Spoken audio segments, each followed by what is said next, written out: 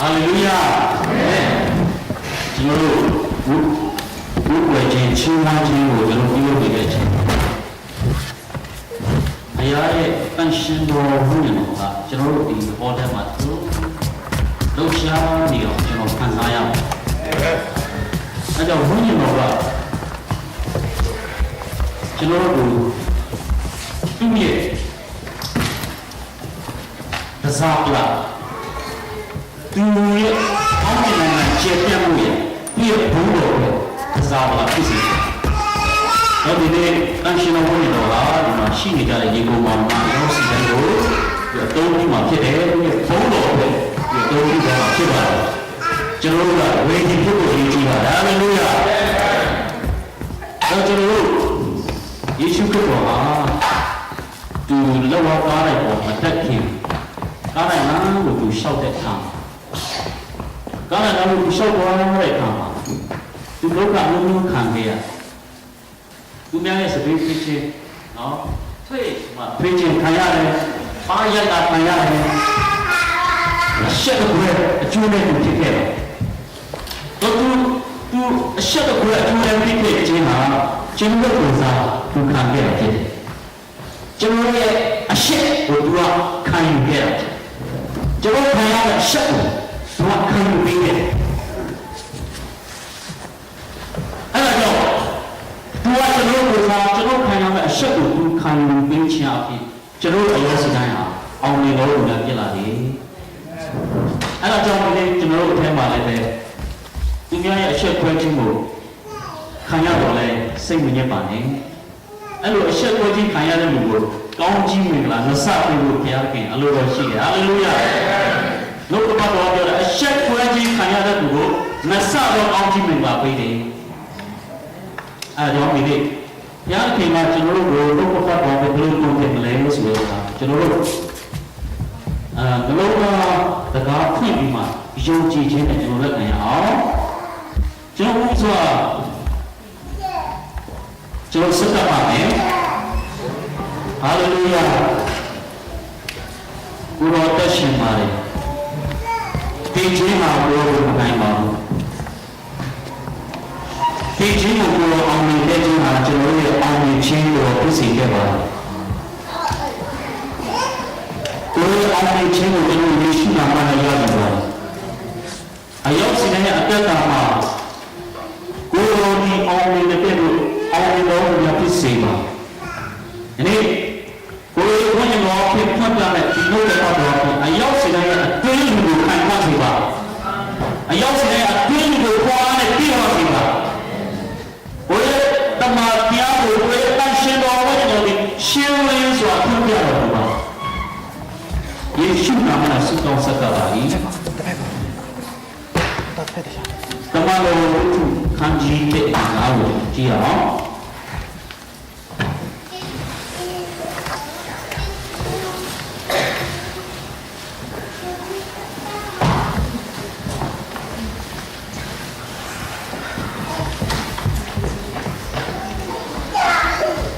တမန်တော်ခန်းကြီးတဲ့ကဒီဆိုရင်ကျွန်တော်အတူတူဖတ်ရှိရတတိယချက်လို့ကယောမဒီရေ၌ဗတ္တိဇံကိုတွေ့၏ဒီလိုဒီမကြာမြင့်ပြီးဆန့်ရှင်းသောဝိညာဉ်တော်ကဗတ္တိဇံကိုခံရလိုက်တယ်လို့မိန့်တော်၏တတိယချက်လို့ကယောဟန်ကရေထဲမှာဗတ္တိဇံကိုဒါပေမဲ့တင်လို့ဟာမကြာဘူးဖြစ်ပြီဆန့်ရှင်းသောဝိညာဉ်တော်ကဗတ္တိဇံခံရလိမ့်မယ်။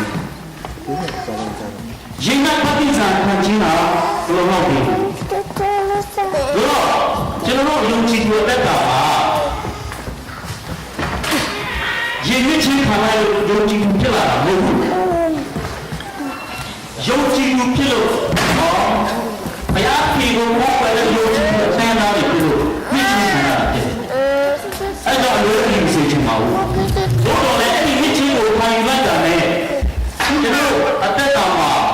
ပြည့်စုံပြီလို့ကျွန်တော်ပြောတယ်။ကျွန်တော်ဗာမြင့်ချင်းကိုခံရမလဲ။တန်ရှင်းသောဝိညာဉ်တော်နဲ့မြင့်ချင်းတန်ရှ ရှင်တော်ဝိညာဉ်တော်ပฏิစာကိုကျွန်တော်အရောက်စီတိုင်းခံရရတယ်။ဒီလိုဆိုတာကတန်ရှင်တော်ဝိညာဉ်တော်ကကျွန်တော်ယုံကြည်သူအရောက်စီတိုင်းရဲ့နောက်ဖြစ်တယ်။စံအရောက်စီတိုင်းအပေါ်မှာတည်ရှိရမယ်စံဖြစ်တယ်။အရောက်စီတိုင်းပေါ်မှာရှိရမယ်နောက်ဖြစ်တယ်။အရောက်စီတိုင်းတဲ့ယေရှုခရစ်တော်ဆေလွတ်ထားတဲ့တန်ရှင်တော်ဝိညာဉ်တော်ဥပ္ပစ္စစရာဖြစ်တယ်။အဲ့ဒါကတန်ရှင်တော်ဝိညာဉ်တော်ရဲ့ပฏิစာခံရတယ်လို့ပြောတဲ့အခါမှာတန်ရှင်တော်ဝိညာဉ်တော်ရဲ့လူအောင်မှုချင်းကိုကျွန်တော်ခံရတယ်လို့ပြောချင်ဖြစ်ပါတယ်။ဟာလေလုယာ။တန်ရှင်တော်ဝိညာဉ်တော်ရဲ့လူအောင်မှုခံခြင်းခံရလို့မြင်လာကြည့်တယ်။မာရိကိုကြည့်ပါယေရှုခရစ်တော်ရဲ့မိမာရိယေရှုခရစ်တော်ကိုပရိသေတွေဆွေးနွေးတဲ့အခါမှာဘာမှမချင်းခံရလဲတန်ရှင်တော်ဝိညာဉ်တော်ရဲ့လူအောင်မှုချင်းခံရတယ်အခုလည်းဆိုတာအဲ့တော့ကျွန်တော်ကတည်တယ်ဒါရဒီလိုတည်လို့ယေရှုခရစ်တော်ရဲ့အသွေးတော်ကြီးကျွန်တော်တို့အပြစ်ရှိနေများကိုပြင်လို့ခြင်းရတယ်နောက်အရင်ကလောကရဲ့အပြစ်အခုလက်ရှိလုပ်နေကြတဲ့လူတွေရဲ့အပြစ်နောက်လာတဲ့လူတွေရဲ့အားလုံးကိုယေရှုရဲ့အသွေးတော်ကစီးကုန်အဲ့တော့ဒီမှာကျွန်တော်နားလည်ရပါမယ်ယေရှုရဲ့အသွေးတော်ကဘယ်ကနေလာလဲလူတွေအသွေးသားလာတာဒါမှမဟုတ်တန်ရှင်တော်ဝိညာဉ်တော်ကနေလာတာဘယ်လိုယောဂကနေလာတဲ့အသွေးဆိုလို့ရှိရင်တော့ယေရှုခရစ်တော်မှာရှိတဲ့အသွေးကယောဂကနေလာတဲ့အသွေးဆိုရင်တော့လူတယောက်ကတော့စိတ်ကြည်အောင်စိတ်နိုင်မှာမဟုတ်ဘူးဒါပေမဲ့ယေရှုခရစ်တော်ရှင်မှာယေရှုခရစ်တော်ရှင်ကနေလာတဲ့အသွေးကတန်ရှင်တော်ဝိညာဉ်တော်ကနေလာတဲ့အသွေးဖြစ်တဲ့အတွက်ကြောင့်အယောက်စီတိုင်းကိုစေးကြောနိုင်တာဖြစ်တယ်ဟာလေလုယာအဲ့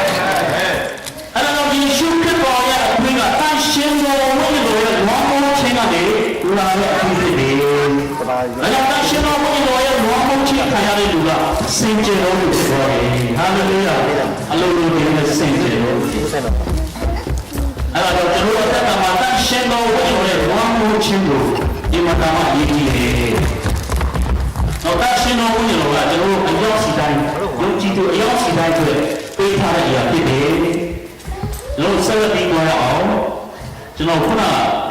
တန်ရှင်တော်ဝိညာဉ်တော်ရဲ့ပြည့်ပြည့်ခြင်းထဲမှာကျွန်တော်အဆုံးသတ်ထားပါတယ်။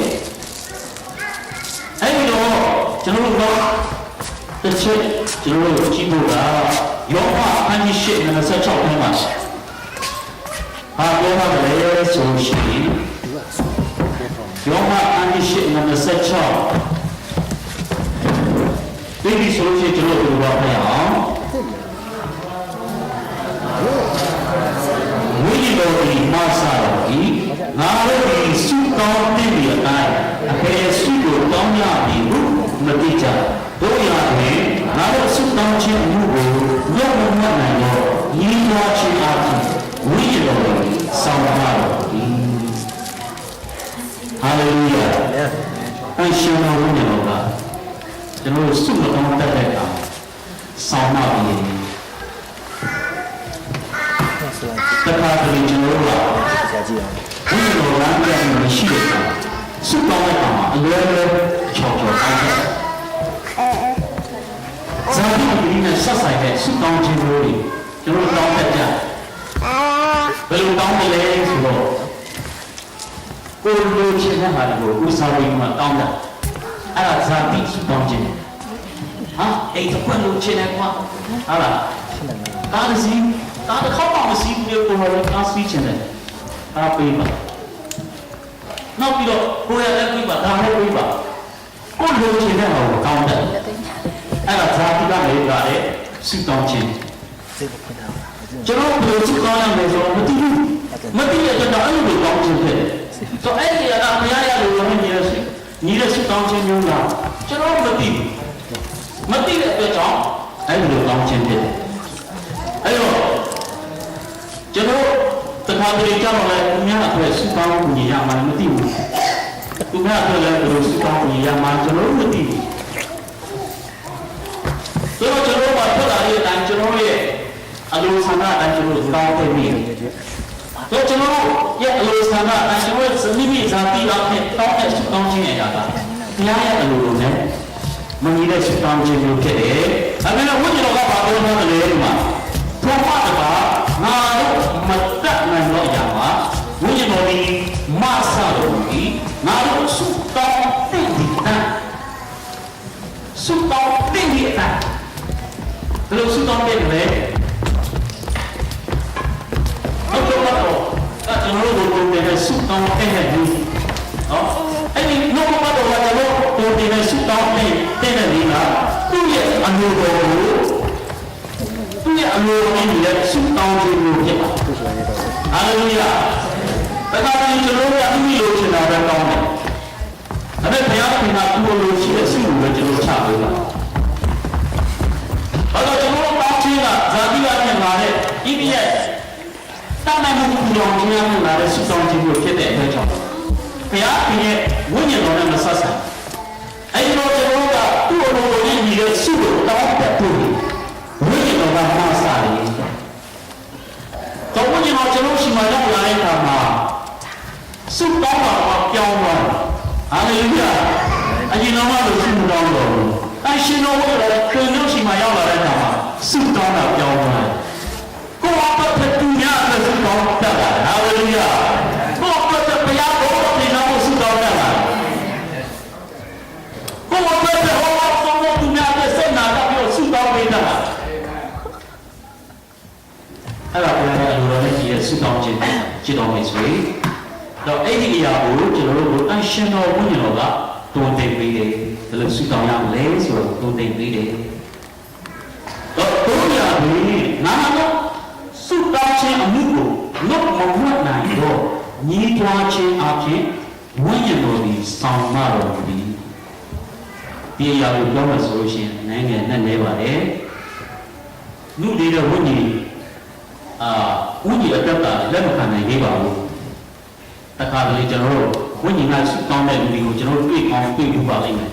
ဟုတ်လားဘာတွေပြောနေမှမသိဘူးညီးပွားနေလားညီးပွားတချို့ဆိုမခံနိုင်ဘူးလေနောက်ဆိုဆွဲတာပဲဆိုပြီးမှဖတ်ပေးတာကျွန်တော်ငယ်ငယ်တော့ဆိုလို့ရှိရင်ကျွန်တော်ကဒီ AG ဘက်ကမှဆိုတော့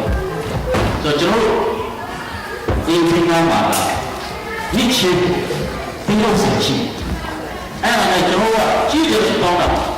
အားရပါရဘုရားတောင်းကြတချို့တွေတော့ဝိညာဉ်တော်နဲ့တောင်းကြတယ်အားရတန်းတွေပါပြောကြပါတော့အဲ့ဒီမှာဘုရားကကျွန်တော်တို့ကဆက်ဆွဆွဲနေတယ်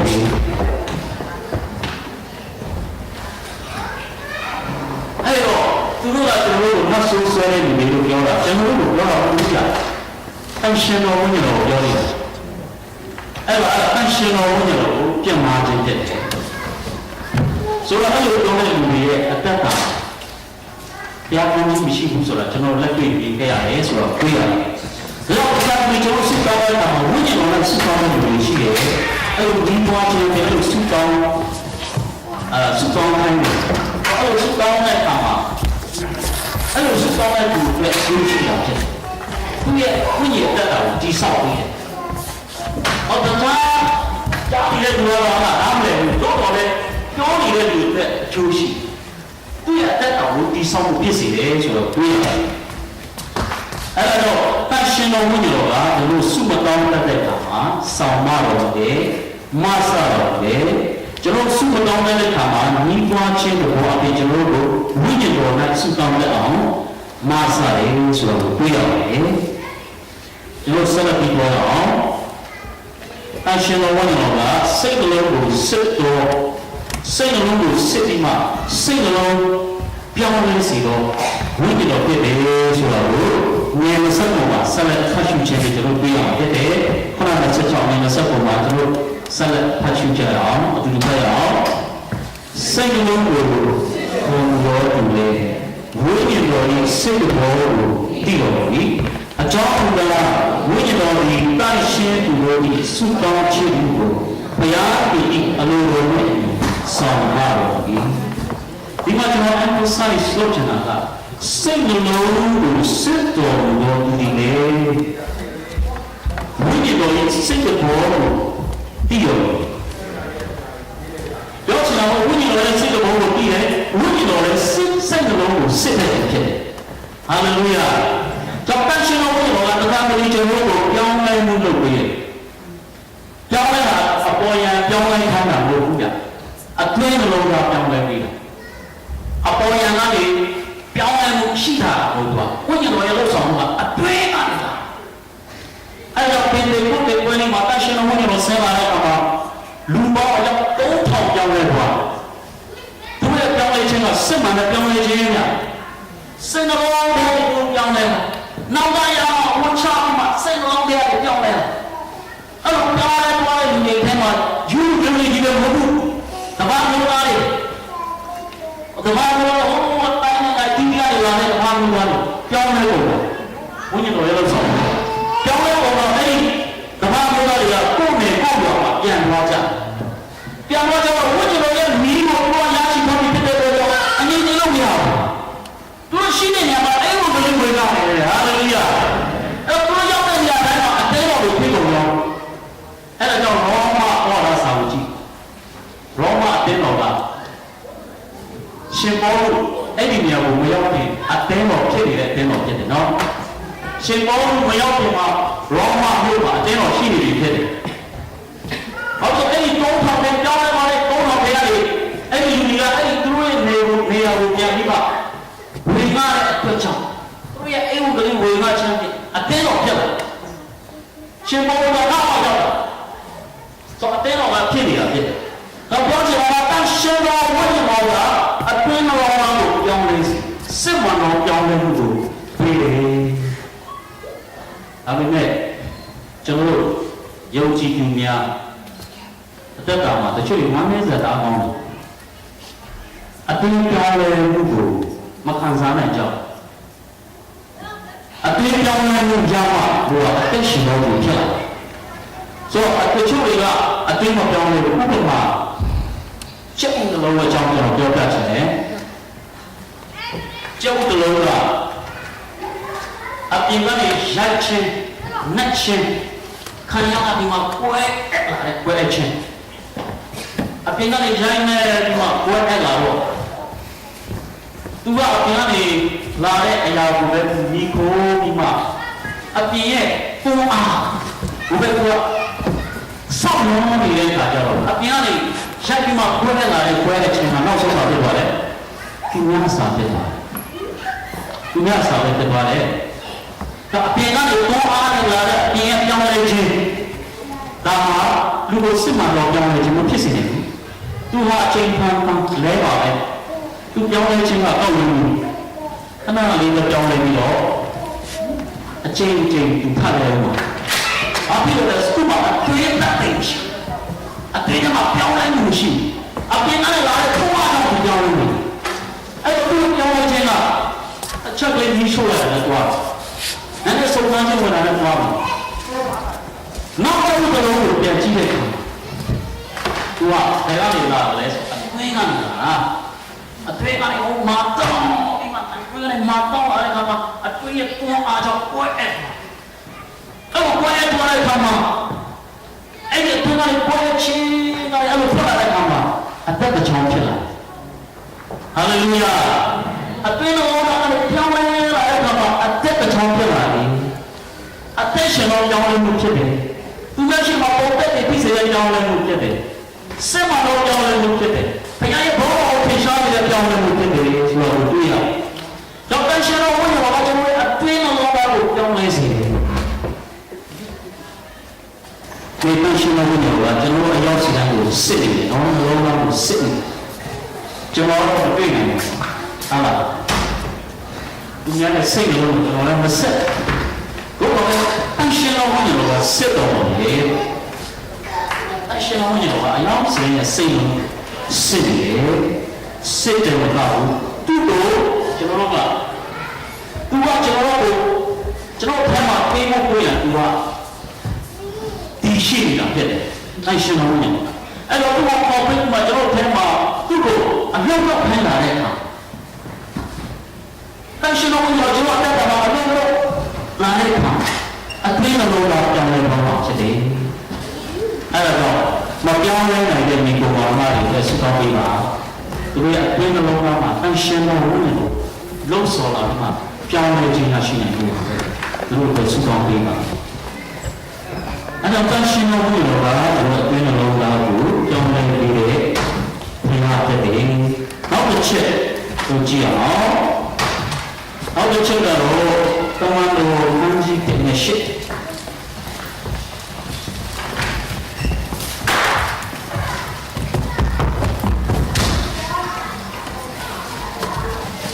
တမန်တော်ခန်းကြီးတဲ့ရှစ်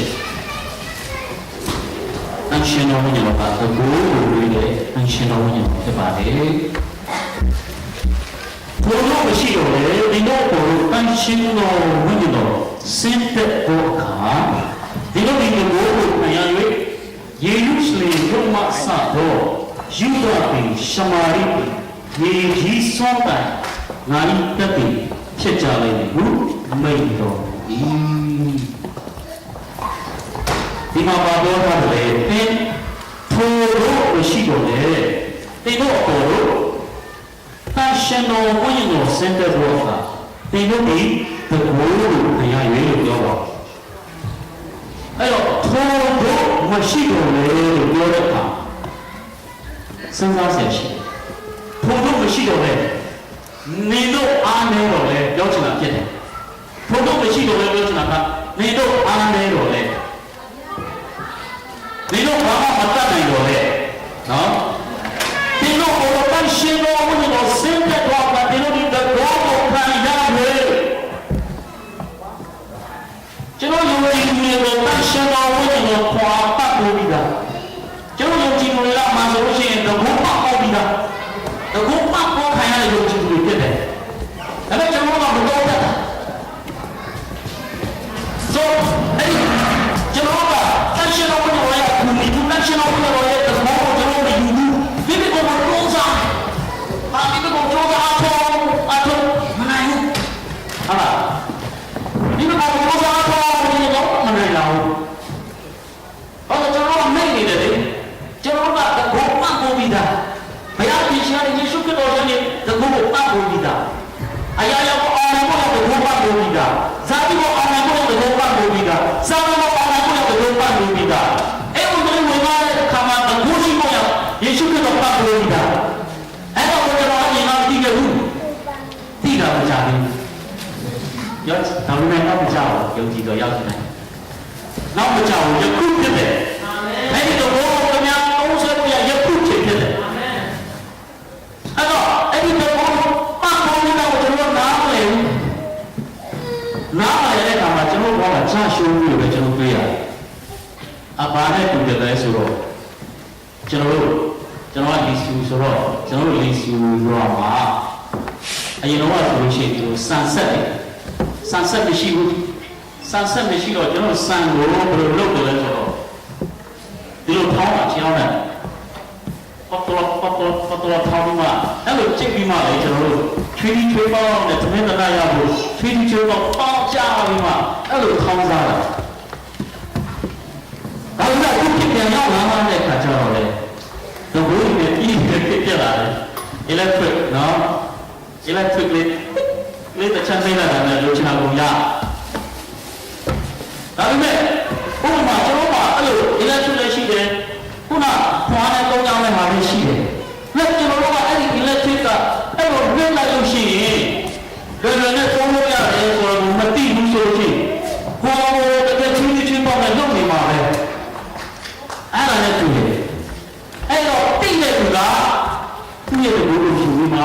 လွယ်လွယ်နဲ့အောင်မြင်ခြင်းရတယ်ဟာလေလုယာအဲ့တော့မသိရင်မဖြစ်တယ်ဆရာဒေးဗစ်လာပြောတာတော့ကျွန်တော်ပြောချင်ပါသူကလည်းသူတမျိုးပြောတာတော့ကျွန်တော်ပြောမသိရင်ပြောပါမယ်မသိနောက်ကျကြံနေတယ်သိတဲ့လူကအရင်ဆုံးဥသွားတယ်ဟောစားသွားတယ်ဆိုတော့နောက်ကျတဲ့လူကဘာမှမရှိတော့တဲ့ချိန်မှာမက်နေလည်းအပူပဲဟုတ်တယ်ဟုတ်လားအဲ့တော့နောက်မကြခင်မှာအမြင်ရှိပါလို့ပြောချင်တယ်ဆိုတော့အခုပြတာတန်ရှင်တော်ဝိညာဉ်တော်လှုပ်ရှားလိုက်ခဲ့ဆိုဒီဖြစ်မှာကျွန်တော်တန်ရှင်တော်ဝိညာဉ်တော်ကိုကျွန်တော်တက်တာမှာမရယူဘူးဆိုလို့ရှိရင်ဘယ်ချိန်မှာတော့ယူတော့ခုနောက်မကြသေးဘူးအရောက်စီက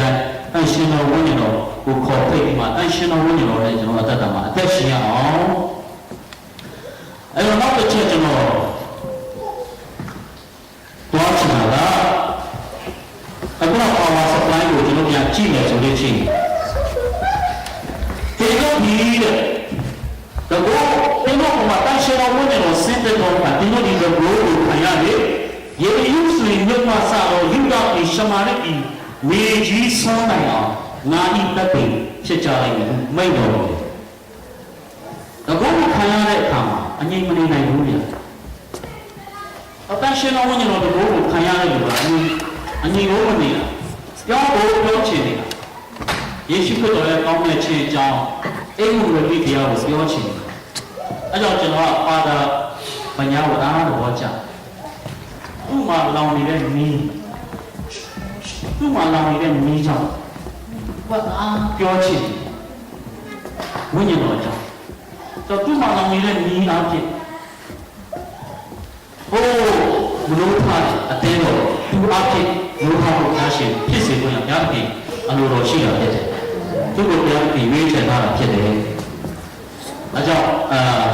ပါရပညာတဲ့ကျွန်တော်သူ့ရဲ့ဘုရားကိုချီးမွမ်းတယ်အဲ့ဒီမီးကလူတိုင်းမှာရှိတဲ့မီးဖြစ်တယ်အဲ့ဒီဝိညာဉ်တော်မီးကဆိုတော့အဲ့ဒီဝိညာဉ်တော်မီးကျွန်တော်အပေါ်မှာကြာလာတဲ့အခါမှာအဲ့ဒီဝိညာဉ်တော်ကကျွန်တော်အပေါ်မှာဆင်းသက်လာတဲ့အခါပြောင်းလဲမှုကြီးဖြစ်စေတယ်ပြီးတော့ကျွန်တော်အသိတော်ကအရှင်တော်ဝိညာဉ်တော်နားဝိညာဉ်လဲဖြစ်တန်ရှင်တော်ဝိညာဉ်တော်နားဝိညာဉ်နေရာဖြစ်တယ်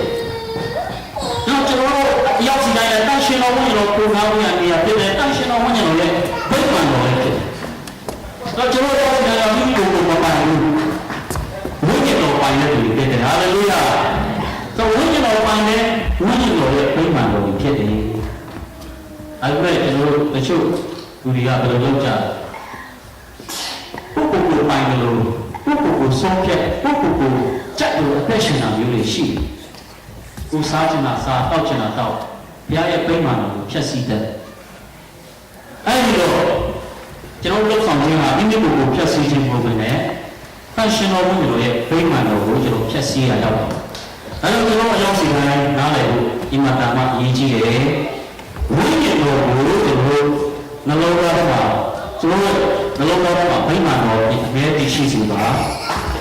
ကြီးမားတော်ဘုကိုတရားပြပြပြီးမှဖြစ်တယ်အသေးတော်မှာဘုရားတော်နဲ့ပြည်လာတဲ့အခါမှာအဲ့ဒီအသေးတော်အငြိမ်နေတော်ဘူးသူ့ရဲ့ဘုံတော်ကိုသင်ရှားစီမှဖြစ်တယ်အဲ့ဒီအသေးတော်ကိုတောက်တော်ကိုအများကြီးရောက်ရှိလာမှဖြစ်တယ်ဆိုတော့ကျွန်တော်တို့အသေးတော်စတာဘယ်လိုနဲ့စတယ်ဆိုတော့ကြည့်ပါကျွန်တော်အားလုံးလည်းနားလဲပါတိုက်ရှင်တော်ဝိညာဉ်တော်ကိုဘုံကြောင့်ဖြစ်ပါတယ်တိုက်ရှင်တော်ဝိညာဉ်တော်ကိုဘုံကြောင့်အတင်းတော်ဖြစ်လာအတင်းတော်ဖြစ်လာတာတိတ်ပံပညာကြောင့်မဟုတ်ဘူးလူတက်ကြောင့်မဟုတ်ဘူးဒေါက်တာကြီးကြောင့်မဟုတ်ဘူး PhD ကြောင့်မဟုတ်ဘူးတိုက်ရှင်တော်ဝိညာဉ်တော်ကိုဘုံကြောင့်ဖြစ်တယ်ယေရှုခရစ်တော်ဘုံက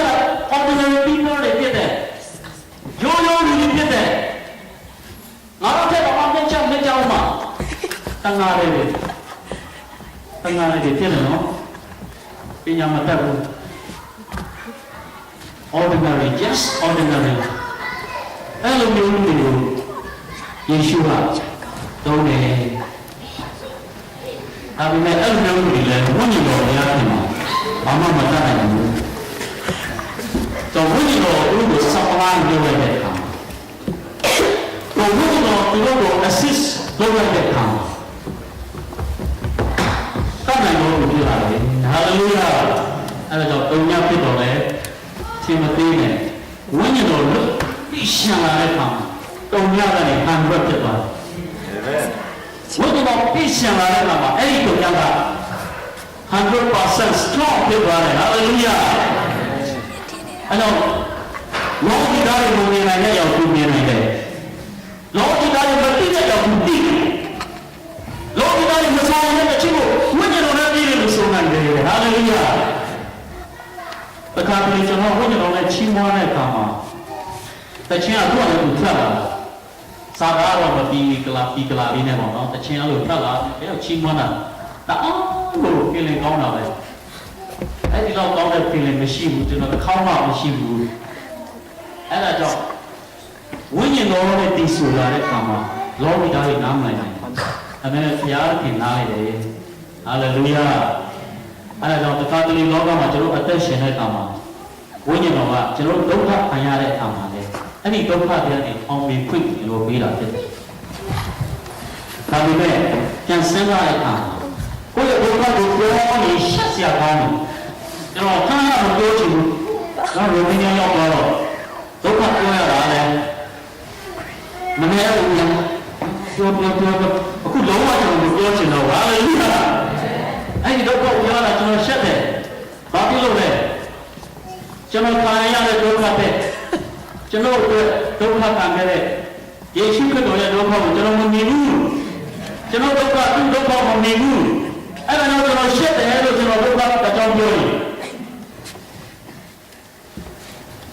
တခါတည်းမိရတာပြောတာဒုက္ခပဲဒုက္ခကြီးပဲခံရတာကိုယ်ရဲ့ဒုက္ခခံနော်ဘလို့ဒုက္ခခံမှာကျွန်တော်ရဲ့အဖြစ်ကိုထားပြီးမှကားတဲ့ဘုံမှာအတည်ခံတဲ့ယေရှုကိုတည်းအဲ့တော့မိမိဒုက္ခဆိုရအောင်ပြလာတဲ့အခါမှာယေရှုနဲ့တော့ကျွန်တော်တို့ခံခဲ့တဲ့ဒုက္ခကိုနေပါလားအဲ့ဒီဒုက္ခကိုဒီရပြီးမှယေရှုခရစ်တော်ရဲ့ကျေးဇူးတော်ချီးမွမ်းပါဒါပေမဲ့ဝိညာဉ်တော်ကကျွန်တော်ရောက်တဲ့ဒုက္ခကိုအောင်မြင်ခွင့်ဝိညာဉ်တော်ကပြီးထားတာဖြစ်တယ် power supply လုပ်ထားတာဖြစ်တယ်ဒါကြောင့်ဝိညာဉ်တော်နဲ့တက်ရှင်တဲ့သူတွေဝိညာဉ်တော်နဲ့တည်တဲ့သူထဲမှာဒုက္ခရောက်ပြီးငြိမ်သက်ခြင်းမဖြစ်ဘူးငြိမ်သက်ခြင်းလည်းရှိတယ်ဒုက္ခဆိုတာကလူတိုင်းတွေ့ကြုံကြမှာပဲအခုငါကဟုတ်ကားရစီချမ်းချမ်းမှသွားနေတယ်တရားတဲ့ဒုက္ခမျိုးမထင်နဲ့ဗျာအဲ့ဒီလိုရင်လုံးရောက်တတ်တာအဲ့ဒုက္ခကတရားတဲ့ကျွန်တော်တွေ့ကြုံပါပဲဒါပေမဲ့ဖတ်ရှင်းလို့မဟုတ်တယ်လေခင်ဗျားကျွန်တော်ထဲမှာပြည့်နေမယ်ဆိုလို့ရှိရင်အဲ့ဒီကြားထဲမှာညီတက်ခြင်းအပြည့်ရှိတယ်။မောင်တိုင်းကြားထဲမှာညီတက်ခြင်းအပြည့်ရှိတယ်။အဲ့ဒါတော့ကျွန်တော်ဒီမှာမှာစစ်မှန်တဲ့ညီတက်ခြင်းကယေရှုခရစ်တော်ဘာလို့တာလဲနေတယ်။စစ်မှန်တဲ့ညီတက်ခြင်းကအရှင်တော်ဝိညာဉ်တော်ရဲ့ဘုရားအားထုတ်တာဖြစ်တယ်ဆိုတော့တွေ့ရပါတယ်။နောက်တစ်ချက်ကိုအလုပ်ကြည့်အောင်တိတိ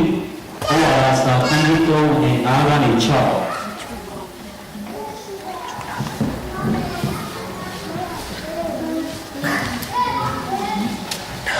တိတိဟောရာစာခန်းကြီး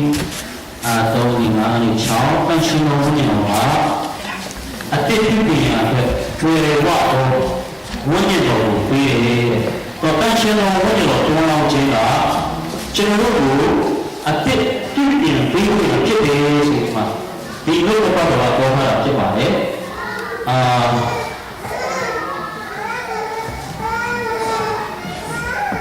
ဒီလိုဆိုလို့ရှိရင်ကျွန်တော်တို့အတူတော့ဖတ်ရအောင်ငါတို့အကျင့်တော်ဖြောင်းမှခြင်းအကျင့်အားဖြင့်မဟုတ်ပဲမိမိတနာခြင်းဝိညာဉ်တော်နဲ့အညီ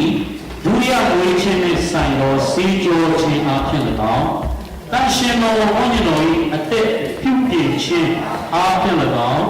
ငါတို့ကိုကယ်တင်တော်မူ၏ငါတို့ကိုကယ်တင်တော်အရှင်ယေရှုခရစ်တော်အားဖြင့်ငါတို့ကိုထိုဝိညာဉ်တော်ကိုကျွေဝစွာတွန်းလောင်းတော်မူ၏ဒီမှာပြောထားတယ်တန်ရှင်တော်ဝိညာဉ်တော်၏အသက်ပြုပြင်ခြင်းအားဖြင့်တော့တန်ရှင်တော်ဝိညာဉ်တော်ကအသက်ပြုပြင်ပေးတဲ့ဆရာဖြစ်တယ်အသက်ပြုပြင်ပေးတဲ့ဆရာဖြစ်တယ်ဆိုတော့တန်ရှင်တော်ဝိညာဉ်တော်ရောက်လာတဲ့အခါမှာကျွန်တော်ကအရာရာတက်ဖြစ်သွားမှာဖြစ်တယ်အဟောင်းထဲမှာကျွန်တော်ဆက်မလျှောက်တော့ဇာတိဘောထဲမှာကျွန်တော်ဆက်မနေတော့ဝိညာဉ်တော်ဘောထဲမှာတက်ရှင်သွားပြီးမှဆရာလည်းပြောခဲ့တယ်ပေါ့နော်ဝိညာဉ်တော်ဘောထဲမှာတက်ရှင်သွားပြီးမှကျွန်တော်တို့တို့ညနေအားလုံးမှာအဖြစ်ဖြစ်တယ်အဖြစ်လို့ပြောတဲ့အခါမှာနံပါတ်1ဘာအဖြစ်ဖြစ်လာလဲဆိုတဲ့အခါမှာကျွန်တော်တို့ရဲ့အတွေးပေါ်အဖြစ်ဖြစ်လာကျွန်တော်အတွေးပေါ်အဖြစ်ဖြစ်လာအဲ့လိုအတွေးပေါ်အဖြစ်ဖြစ်လာတယ်အဲ့လိုအတွေးပေါ်အဖြစ်ဖြစ်လာတဲ့အခါမှာအတွေးပေါ်ကနေပါပြောရအောင်အကျင့်ကျွန်တော်ရဲ့ကြင်ကြံခြင်းကလည်းအသက်ဖြစ်သောတမန်တွေကျွန်တော်တို့ယုံကြည်သူတွေကကယ်တင်ခြင်းရပြီဆိုရင်တားဖို့လာတယ်ဒါပေမဲ့ရှင်ရဖို့ပြောတယ်ဘုရားရဲ့စစ်မှန်တဲ့တားသမီးများဖြစ်ဖို့ရတယ် နော်အကျင့်နဲ့ဆိုင်တဲ့ယုံကြည်ခြင်းကျွန်တော်တို့မှာရှိလို့တော့ဟုတ်တော့ရှင်ရကုတ်ကပြောတယ်အကျင့်နဲ့အကျင့်နဲ့ယုံကြည်ခြင်းကရှိနေတယ်ဆိုတော့ဒီတန်ရှင်တော်ဝိညာဉ်တော်ကကျွန်တော်တို့တက်ဖြစ်စေအတက်ဖြစ်စေအကျင့်ဟောင်းတွေကိုစောင့်နိုင်လို့ရတယ်ခွန်အားလို့ဒါနေ့လည်းတော့ကျွန်တော်ပြောလို့ကျွန်တော်ပေါ်လာစူးစမ်းပြီးမှကျွန်တော်မပြေနိုင်ဘူးမပြေရှားနိုင်တဲ့အခါမှာအဲ့ဒီအရာကိုကျွန်တော်ကြော်လွှားနိုင်လို့ရတယ်အရှင်တော်ဝိညာဉ်တော်ကခွန်အားပေးတယ်ရိုမန်နီးယားမှာကျွန်တော်ပြောတယ်တစ်ခေါက်ကျွန်တော်တက်တဲ့အခါမှာပြီးတယ်ရိုမန်နီးယားမှာလူငယ်တယောက်အခုတော့လက်ထောက်ဒင်းလို့အဲ့ဒီလူငယ်ကသူကဒီ pornography မှာလေ addicted ဖြစ် pornography addicted ဖြစ်တာဆိုတော့အဲ့ဒါကိုနည်းနည်း sex swine လာအဲ့ဒီ sex swine ကြောင့်ကြောင်းတဲ့ပုံမှန်မတော်နိုင်ဘူးစားရဲမချက်တယ်အဲ့ဒီ addiction ဖြစ်သွားအဲ့တော့ဒီမှာကအရင်ကဖြစ်ခဲ့တာလေမျက်စိမှာပေါ်နေတာဟာတော့မျက်စိကပြောရတာလို့တော့မျက်စိမှာမြဲတမ်းပေါ်နေတာသင်ဟာဆိုအဲ့ဒီ addiction တွေပေါ့တော့မလွတ်တော့ချီအောင်ကြီးခံရတာအဲ့ဒါတရားကြောင့်တော့တက်တည်ခံတယ်အခုမှလုံးရောက်ပြီအရှင်တော်ဘုရားရဲ့တကူထောက်အဲ့ဒီအကျင့်ဆိုးရတာကလုံးရောက်ပြီအခုကျွန်တော်ဘုရားတက်လာတယ်အဲ့ဒီကြောင့်ဟာလေလုယာပြောချင်တာအရှင်တော်ဘုရားဘာလဲမှာဒီဇာတိဘောနဲ့ဆိုင်တဲ့အရာကိုကျွန်တော်ယူရှာတက်လာတယ်အရင်ဇာတိဘုရားကကျွန်တော်ဆဲဆိုတတ်တဲ့အကျင့်တွေရှိတယ်ဒါပေမဲ့အဲ့ဒါကိုပြစ်လို့ပြစ်မှမသိဘူးဟုတ်လားအော်ဘာစိတ်ကြည်လို့ဆဲဆိုကြတာပဲဒါပေမဲ့အရှင်တော်ဘုရားပြင်ဖို့လာတဲ့အခါမှာအဲ့ဒီကပြစ်ပါလားဆိုတော့ဝိညာဉ်တော်ကပေါ်ပြလာတဲ့အခါမှာအဲ့ဒီအရာကိုယူရှာတက်လာခြင်းအဖြစ်တပြေးပြေးနဲ့အဲ့ဒီထဲကနေလွတ်မြောက်သွားတယ်ဆိုတော့တွေ့ရတယ်ကျွန်တော်ဒီလိုကကျွန်တော်အရက်တောက်တက်ပါအဲ့တော့ကျွန်တော်ရက်တောက်တက်တော့အမေကလုံးဝမပြောဘူးအမေကကျွန်တော်မတောက်နဲ့ဆိုလဲဟေးမတောက်လို့နေရဲဆိုမှအဲ့ဒါနေအပေါ်ရင်းနဲ့သွားတောက်တာပဲဆိုတော့အမေကကျွန်တော်တော့ကြတော့မပြောတော့မပြောတော့ဟိုကအမေကဘယ်လိုလုပ်လဲဆိုအိမ်မှာအနေနဲ့နေပြီးတော့ကျွန်တော်တို့ဆူတောင်းပေးတယ်တဲ့ကျွန်တော်တို့ဆူတောင်းပေးတယ်အဲ့နဲ့ဘုရားထူးခြားတယ်ကျွန်တော်ဘာဖြစ်သွားလဲမသိဘူးအရက်တော့တိုင်းကျွန်တော်အန်ချင်လာလေနေလို့မပြောဘူးအန်ချင်လာတယ်တောင်းကနေမကောင်းလို့ဒီမှာပါလေဒီတစ်ခါတော့မတောက်တော့နောက်နည်းနည်းကျမ်းမာလာတဲ့အခါမှာဆက်တော့ဆိုပြီးမှနောက်တစ်ခေါက်ပြချင်တာအဲ့တော့ထပ်တော့ရပြန်အဲ့လိုပဲအန်ချင်လာဟုတ်လားဒီလိုကြီးတော့ထားဘူးအဲ့ဒါနဲ့ဒီကနေ့မှာ try တယ်မရဘူးတော့တရားက try တယ်တော့တရားက try တယ်အဲ့ဒီတိုင်းပဲပြုတ်အောင်ချွေးချောင်းမနစီလေးအဲ့လိုပြလာတော့နောက်ဆုံးကျတော့ကြောက်သွားတာမျိုးကိုမတော့ရတော့ဘူးအရင်ကလည်းပြီးရတော့မှကျွန်တော်အနံ့ကိုမကြိုက်တော့ဘူးကျင်းပြလို့တော့အဲ့တော့ကျွန်တော်အဲ့လိုဖြစ်သွားတယ်လို့အမေမတော့ဘူးလို့အမေကိုပြောပြလိုက်တယ်တော့အမေကပြောတယ်ဝိဖက်မှာဝိညာဉ်တော်ကိုလည်းငါဆုတောင်းပေးတာ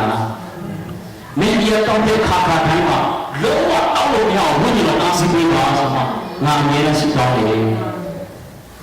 မေဆုတောင်းခြင်းပြီးခဲ့လို့ဖြစ်ပါတယ်ဟာလေလုယာအဲကြောင့်ဝိညာဉ်တော်လိုက်ဆုတောင်းတဲ့အခါ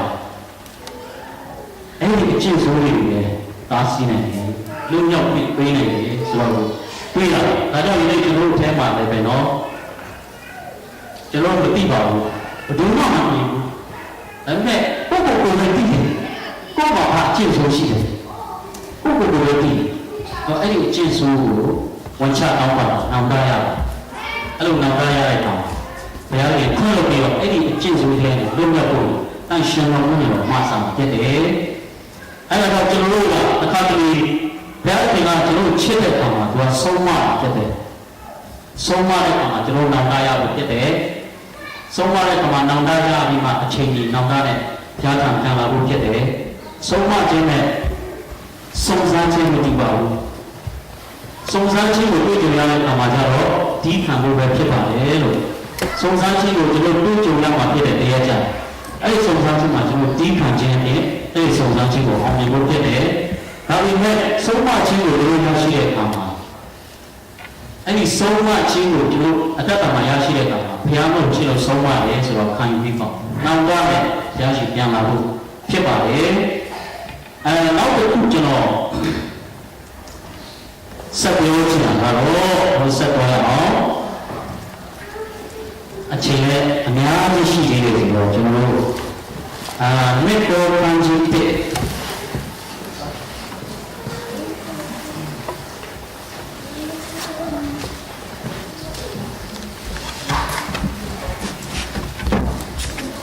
မေတ္တာပန်းကြီးတဲ့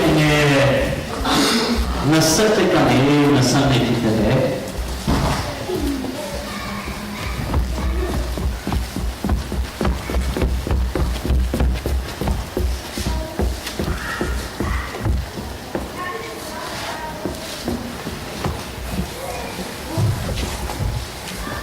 ဒီဆိုရင်ဒီဘောအရှိအောင်မေတ္တာပန်းကြီးတဲ့20ကနေ20နဲ့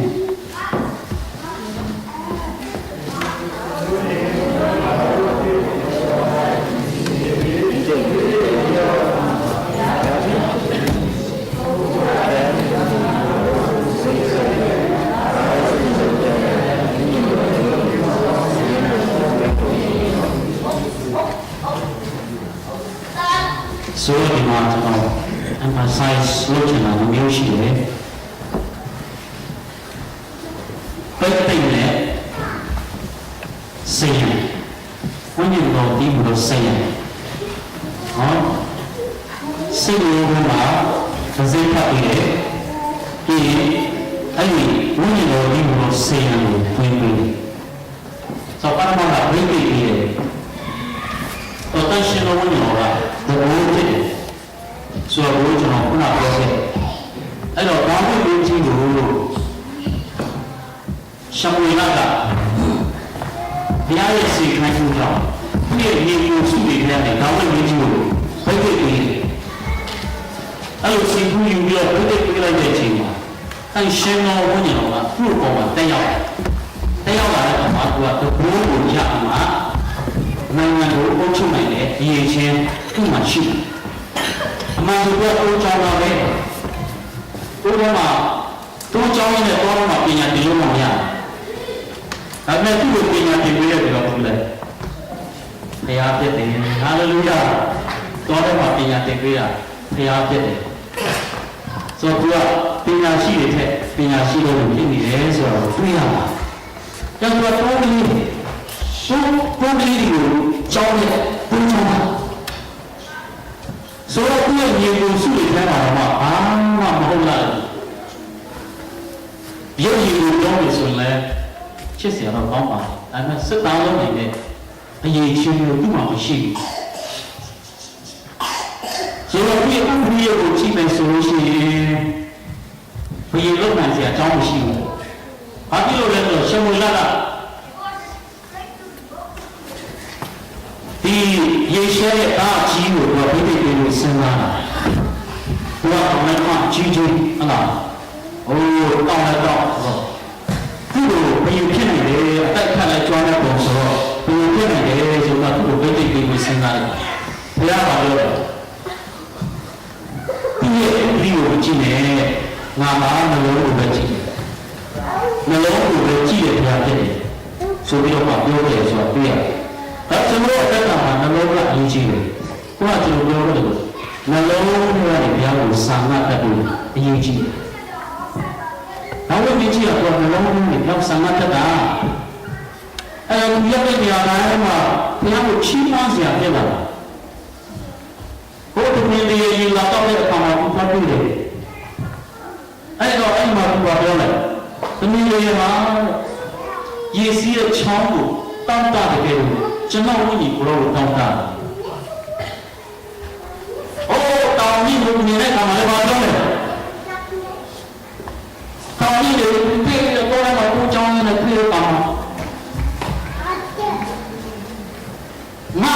ကွယ်ကာယပေါ်ထွက်တော့တောင်းယူလို့ငါမြင်ကြည့်တယ်ဟာလေလုယာဆိုတော့ဘုရားတင်ခြင်းဖြစ်တယ်ဘောရမှာကိုကြောင်းတဲ့ဘုရားကပူတယ်ဆိုတော့ဘုရားကတော့ဘက်ကတော့ကျွန်တော်အသက်ရှင်နေတာမှာအညာညာကကျွန်တော်တို့သုံးတင်ခြင်းဖြစ်နေတယ်ဟာလေလုယာလက်ရှိအသက်ရှင်တဲ့အခါမှာဘုရားကလည်းကျွန်တော်ရှောက်သွားတဲ့အခါမှာအရာရာကျွန်တော်ပြည့်စုံလာတဲ့အရာအားလုံးကကျွန်တော်တို့ပဲသုံးတင်စရာဖြစ်တယ်သူဘာဖြစ်လဲသူဘာမှားတာမှာကျွန်တော်တို့ပဲသုံးတင်ခြင်းဖြစ်တယ်နော်သူဘာခေါ်တဲ့ပြည်ချင်းကကျွန်တော်တို့ပဲသုံးတင်ခြင်းဖြစ်တယ်အဲ့လိုပဲဖြစ်ဘုရားတော်ဆောင်ပါဒါပေမဲ့သူဘာဘယ်လိုလဲဘာလို့ဘာလို့တော့မဟုတ်ဘူးအရာရာပညာယူစရာဖြစ်လာဘုရားပြည့်နေရေးအတွက်ပညာယူစရာဖြစ်လာတယ်ဆိုတော့ဘုရားအဲ့လိုပဲတောင်းရတဲ့အခါမှာသူပညာယူစရာအများကြီးပြမရှိတယ်သူ့ဘုရားဒီမှာနေလို့တဲ့ချင်းတော့ထားတဲ့အတွက်ကြောင့်အဲ့ဒီဂျေဇီကိုဘယ်တော့မှမသိဘူးသူရဲ့တူဒီတော်သားတော်ကသူ့ကိုပုံညာလာတဲ့အခါမှာသူထွက်ပြေးတယ်ထွက်ပြေးလာတဲ့အခါမှာသူ့ကိုလူကြောက်လာကြောက်တဲ့လက်ပေါ့အဲ့တော့သူ့ချုံပြောက်ကရှင်မင်းကြီးကျွန်တော်သွားပြီးရှင်းပြရမှာအဲ့လိုပြောတော့အမှန်ဆိုကျွန်တော်တို့ဆိုရင်ဘယ်ရောက်လာလားကျွန်တော်တို့ကတော်ဝိနေမှာဆိုလို့ရှိရင်ကဲပေါ့နံပါတ်6ဒီကောင်းနားကြီးတယ်ဟောဆော်ပါတယ်ငါပြည်မြတ်ပုံများဒီလိုပြောရတာဒီလိုဆဲရတာစရိပ်ပြရတာကြောက်ဖြစ်နေပြရတာရှင်းခလိုက်ပါမယ်အမေတော်ကလည်းဘူးငါကိုယ်ကပြတဲ့ငါကြားတာဘာငါ့ကိုလို့ဒီတစ်စိမ်းကတော့လို့ပါဘောပြောလို့စီသူစဲတော့ဖွင့်ပြီးခဲ့သူစဲတော့ဖွင့်လို့မပြီးခဲ့ပြောချင်တာကဝိညာဉ်တော်ကဘုရားမှာရှိရတာသူစဲကိုရှောင်လို့ရတယ်နော်သူစဲကိုရှောင်တဲ့ဉာဏ်ပညာရှိတယ်ခေါ်အားပေးခေါ်အားတော့ဉာဏ်ပညာရှိတာတော့တနည်းအားဖြင့်ပြောလို့ဆိုဝိညာဉ်တော်ကဉာဏ်ဖြစ်တယ်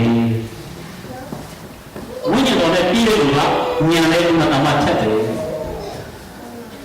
အဲ့တော့အရှင်တော်ဝိညာဉ်တော်နဲ့ပြီးတော့အရင်ကြည့်ဝေဆိုတော့ဘိုးကျွန်တော်တွေ့ရတယ်အဲ့တော့ကျွန်တော်ဖတ်သွားတဲ့အထဲမှာကျွန်တော်တို့ကမြေပေါ်ကနေတင်နေ27 20ထဲမှာကြည့်ရတော့ဘုရားရဲ့ဒီငါတို့ကိုသစိတ်ခိုက်၍ငါတို့စိတ်လုံးတန်းကဝိညာဉ်တော်ဤလူတော်ဆေးရံကိုသိပြီးတော့အဲ့တော့ဒီတစ်ချက်လေးနဲ့သိအားမရတယ်တခြားတစ်ချက်ကိုကျွန်တော်ပြန်ကြည့်ရအောင်ဒီဖက်ကကြီးတဲ့နဲ့ဆက်တော့လည်းကျွန်တော်ကြည့်အောင်ဒီဖက်ကကြီးတဲ့နဲ့ဆက်တော့စလေး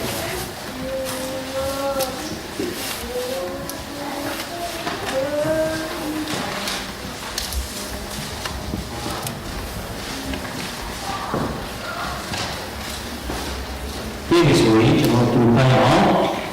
တင်လို့လည်း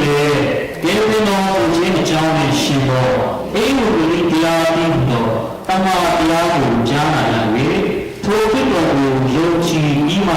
ဂတိတော်နဲ့ရှင်တော့တန်ရှင်တော်ဝိညာဉ်တော်ရဲ့စိတ်ခတ်ခြင်းကိုခံရကြပြီပိုင်မဲ့တော်ကိုယ်တော်ဒီဘုန်းတော်ကိုချီးမွမ်းခြင်းအကြောင်းနဲ့ရွေးတော်ကိုချီးလို့မရမီကာလပတ်လုံးထိုဝိညာဉ်တော်ဒီငါတို့အဝေးစိတ်ရဖြစ်တော်မူ၏ဟာလေလုယာတန်ရှင်တော်ဝိညာဉ်တော်ကကျွန်တော်တို့ကိုစိတ်ခတ်တယ်သူပိုင်တဲ့တာဝန်ကဖြစ်ကြောင်းကိုသူစိတ်ခတ်ခြင်းနဲ့တက်တည်နေတယ်အဲ့တော့ကျွန်တော်စိတ်ခတ်တဲ့အခါမှာဘယင်ပြောက်ကစိတ်ခတ်လိုက်တဲ့အခါမှာအဲ့ဒီရာသူပိုင်တဲ့ရာဖြစ်သွားတာအဲ့တော့တန်ရှင်တော်ဝိညာဉ်တော်ကအဲ့လိုလေတင်တော့ဒီလေတင်တော်ကိုချင်းအကြောင်းလေးရှင်တော့အဲ့လိုလေပြန်ပြီးတော့တမန်တရားကိုကြားနာရ၍ထိုအထင်ကိုယုံကြည်ပြီးမှဂတိတော်နဲ့ရှင်တော့တန်ရှင်တော်ဝိညာဉ်တော်ရဲ့စိတ်ခတ်ခြင်းကိုခံရကြပြီတော့ဒီတန်ရှင်တော်ဝိညာဉ်တော်ကတော့အဲ့တော့အလုံးလုံးလာမဟုတ်ဘူးတော့ဂတိတော်နဲ့ရှင်နဲ့တန်ရှင်တော်ဝိညာဉ်တော်ဖြစ်တယ်အဲ့တော့မဟုတ်တော့ပါလေနောက်တော့ကာလမှာငါရဲ့ဝိညာဉ်ကိုယောက်ျားမိန်းမတို့ပေါ်မှာတောင်းရမယ်တဲ့ဟာလေလုယာ ဒီချိန်ကဒီချိန်ဖြစ်တယ်ဒီချိန်မှာဘုရားရဲ့ဝိညာဉ်တော်ကိုတိုးအောင်ပြီးတော့အရောက်စီတိုင်းလို့အရောက်စီတိုင်းရတက်တာဘုရားလုံးလို့ဘုရားသခင်အလိုတော်ရှိတယ်အရောက်စီတိုင်းရောက်ချမိမအားလုံးကိုအတရှင်တော်ဝိညာဉ်တော်တိုးအောင်လို့ရဘုရားကကြိုးတင်ဂတိပြုပြီးတာဖြစ်တယ်အဲ့ဒါဒီတော့ဘုရားကတော့တိတ်တော်နဲ့ရှင်တော်တိုက်ရှင်တော်ဝိညာဉ်တော်ဆိုတော့တိတ်တော်နဲ့ရှင်တဲ့တိုက်ရှင်တော်ဝိညာဉ်တော်ရဲ့စက်ကချင်းကိုခံရတယ်ယောယောမဝိညာဉ်တော်ကကျွန်တော်ကိုစက်ကတာဘုရားတော်ကြီးဖြစ်ကြောင်းကိုစက်ကတာအဲ့တော့ဘုရားဆန်းစီအောင်များကျွန်တော်နော်တိုက်ရှင်တော်ဝိညာဉ်တော်ရဲ့စက်ကချင်းကိုခံရမယ်တိုက်ရှင်တော်ဝိညာဉ်တော်ရဲ့စက်ကချင်းကမှအရေးကြီးပါလားသူကစက်ကတာဆိုဘယ်သူမှကြည့်လို့မရတော့ဘူးလို့စာအဆန်ကိုပေါ်ရဘူးဘယ်တော့မှသူလည်းဖြစ်ပြီးတော့မရတော့ဘူးဟာလေလုယာဘာလို့သူစက်ကတာဘုရားပန်တဲ့ဖြစ်သွားပြီဘုရားပန်တဲ့ဘုရားတော်ကြီးဖြစ်သွားပြီဘုရားရဲ့စက်ကသူ့ပေါ်မှာရောက်နေပြီဝိညာဉ်တော်ရဲ့စက်ကချင်းကိုခံရပြီအဲ့ဒီတော့သူ့ကိုဘယ်သူမှကြည့်လို့မရတော့ဘူးဘုရားရဲ့ထက်ကနေမတ်အောင်မရတော့ဘုရားပန်တဲ့ကိုဖြစ်တယ်ဟာလေလုယာအဲ့တော့ကတိတော်နဲ့ရှင်တော်တန်ရှင်တော်ဘုရားရဲ့စက်ကချင်းကိုခံရကြပြီပိုင်ထက်တော်မူလို့ဒီဘုန်းတော်ကိုချီးမွမ်းခြင်းအကြောင်းနဲ့ရွေးရောက်တော်မူခြင်းလို့မရောက်မီကာလပတ်လို့ထိုဝိညာဉ်တော်ဒီငါတို့ဤအမှုတွေစေရန်ဖြစ်တယ်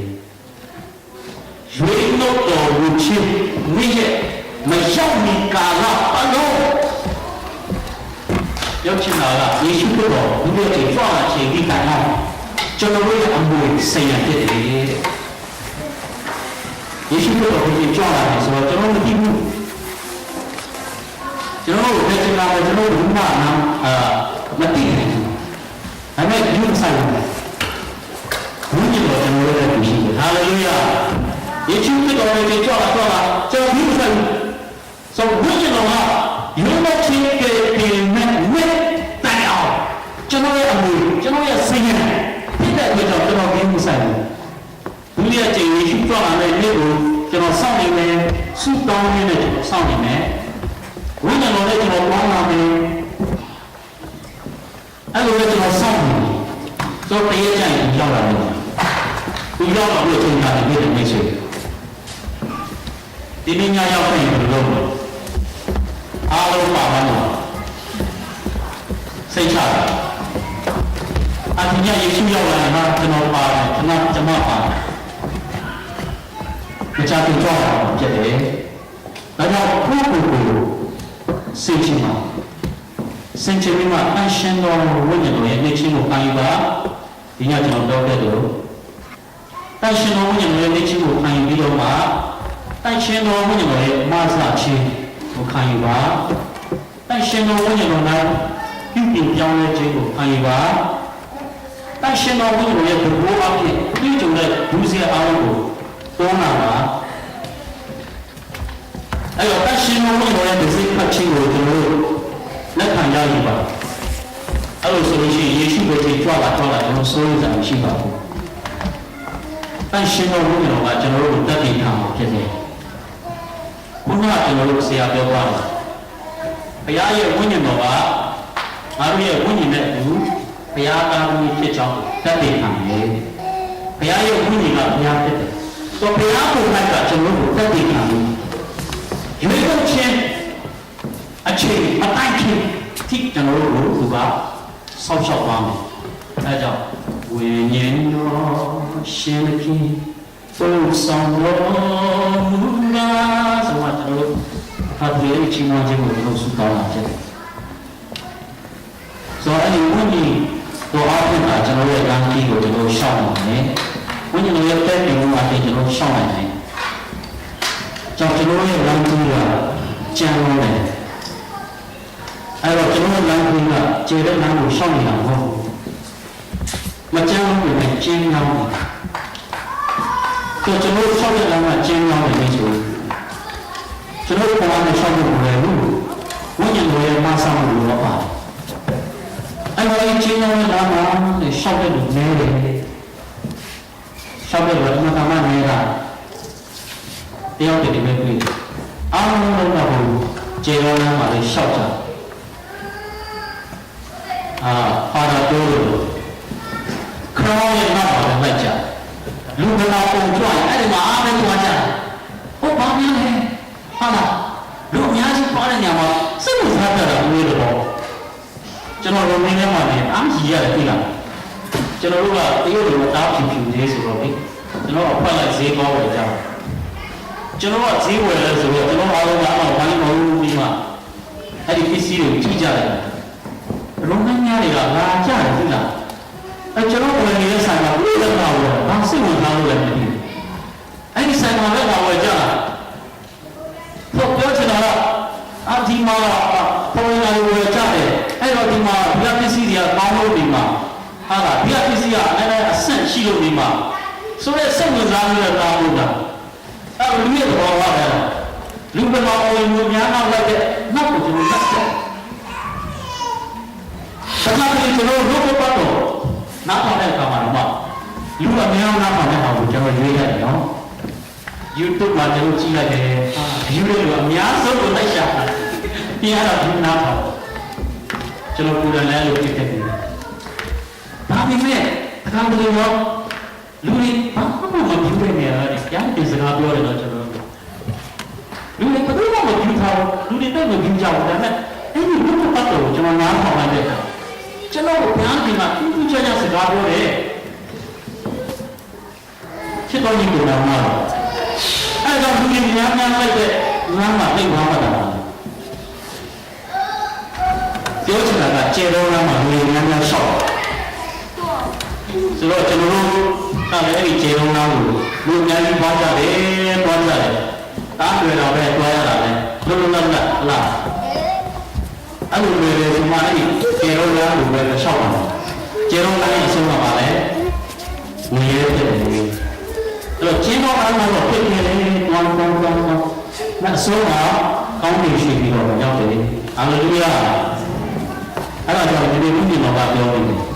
We know everything about it. We hear him up, not keep him up, count him up. Teaching, teaching. Count him up, don't and teaching. I'm moving everywhere. We let him up in Nana. I mean, the year in the law, you want to go home and I also in Sanga. I have done she no in Sanga. So I done she no one she is Sanga. She no also have she be they have been with the road. Maybe come and never done. I have done the road that then she no winning in Madama Omichi. Then she no winning of the general I mean, she know like the Tama, Jim McCoy, I did Tamadiaga, you could do DJ Pina Pete, Piabu DJ, Pina Pete. I wrote Tama, I look attention when you watch a road, Tamadiabu in there, he Malode, Peppy, Peppy, Tama, Genoa, Yana, we pitch out Winyanova, Peppy can be there. Chúng ta bắt được nhận lòng của sự toàn về để chúng ta biết chính sự này được nhau lên và quên là lâu lâu yêu được nhau lên vì anh xem nó cũng như là thế chúng ta theo cái độ này cũng là những xe độ này cũng là sâu sắc những độ này cũng là được bố được đi được với những như thế bây giờ chúng ta bị với một trên một hàng bị tai ảo chúng ta đủ được sinh hoạt mà sau sau vì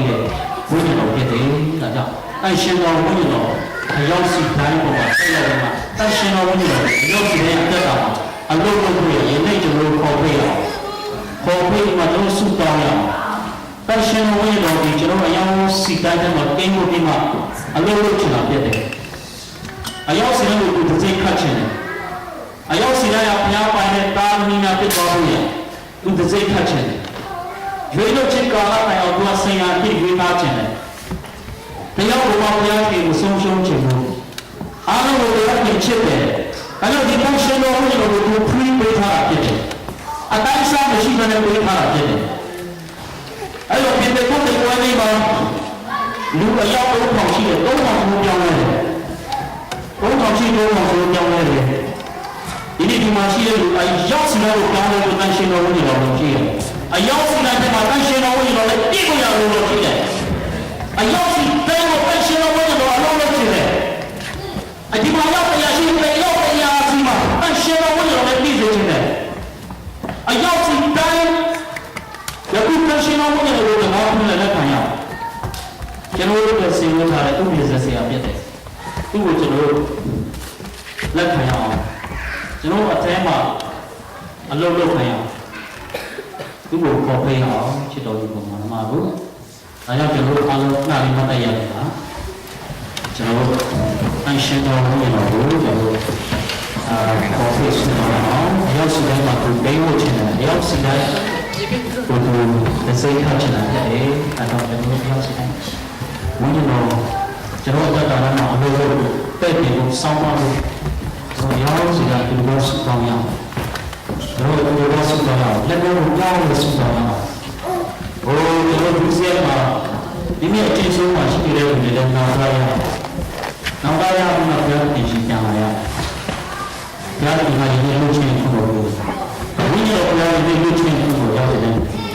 ဝိညာဉ်တော်ဘုရားရောက်စီတိုင်းအသက်တာမှာအေးလို့ချင်းဝိညာဉ်တော်ဘုရားရောက်စီတိုင်းစိတ်နှလုံးမှာအေးလို့ချင်းဝိညာဉ်တော်ဘုရားရောက်စီတိုင်းရဲ့အသက်တာမှာပြည့်စုံပါခြင်းတယ်ဟာလေလုယာ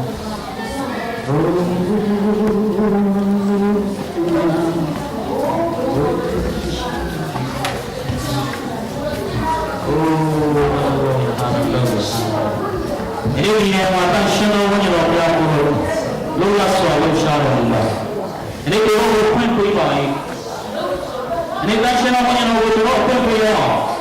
ဟာလေလုယာဟာလေလုယာဟာလေလုယာ Jesus Jesus Oh hallelujah hallelujah စိတ်မှာတော့ရှိတဲ့လူတွေတချို့ရှိပါလေတန်ရှင်တော်ဝိညာဉ်တော်ကိုသိချပါနဲ့အလုံးလုံးဖွင့်ပေးရအောင်ဟာလေလုယာHallelujah, hallelujah, hallelujah, hallelujah, hallelujah, hallelujah, hallelujah. Oh, I'm sharing with you. The next young guy from my people, don't know. The young guy from my team,